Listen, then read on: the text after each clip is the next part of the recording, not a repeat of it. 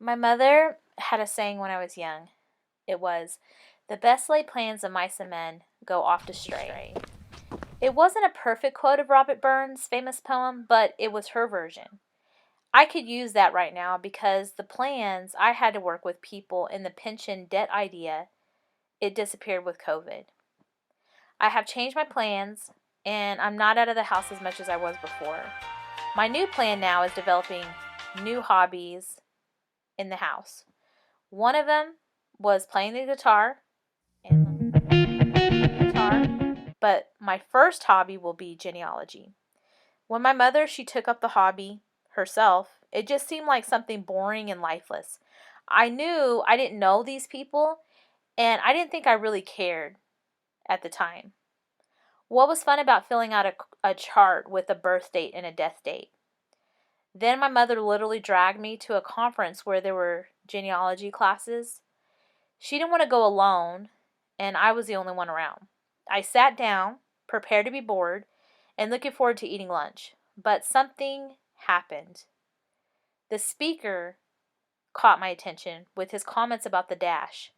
I had to make up my mind to catch up. Like, what did he mean? About the dash was everything. It was good to put a birth date and a death date. That was necessary for information. But the dash between the two dates was the whole life of the person. Everything a person experienced, their joys and sorrows, and their events of their life were summed up in a dash between the birth and the date. Death. The point of this message was the fact that if you become interested in exploring the dash, then you open up a new world for yourself. You become acquainted with people who had some of the same problems you have today. You see that the things that are happening to you are not new. You are just in a different setting. I enjoyed his talk, and now I decided to try this. So, I studied my great-great-grandmother.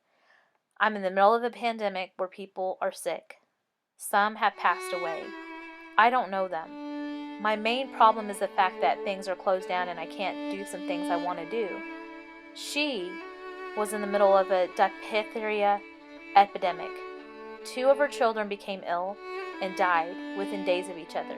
They did not have the same treatments that we do have today. She struggled to help them, but they couldn't breathe.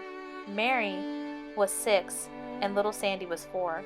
I read the stories that others in the family had written about her. She had tremendous faith and was able to overcome such tragedy. She told people that little Sandy was dying in her arms, not able to breathe. Suddenly, he sat up, clapped his hands, and in a clear voice said, "There is Mary standing at the door." I need to be able to see these people as more than 2 dates. I need to gain strength from their strength. I have made a promise to myself that since I have more time, I plan to do more genealogy. I plan to learn about all these people who share my blood. I want to know their stories and not just their dates. Living people can inspire you, but so can those who are gone. I will never again think of them as a birth date and death date. I will always look for the dash.